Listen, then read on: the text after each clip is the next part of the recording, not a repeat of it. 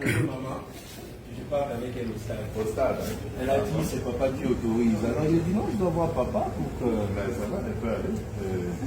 Il n'y a pas de problème. Maman, on peut y aller. Hein. C'est quand? C'est dimanche. Je l'emmène déjà aujourd'hui. Je l'emmène déjà aujourd'hui. Ça va bien se passer, alors, j'espère. yoza nyonso ebongi nanga nazoyemba mpona lingi yo sepelisa motema nanga sala eloko mokili ekamwa namitiki mobimba nanga sala eloko mokili ekamwa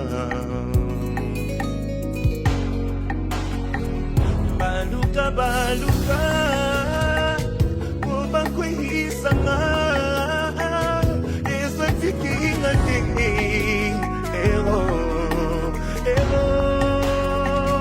bapesa bilaka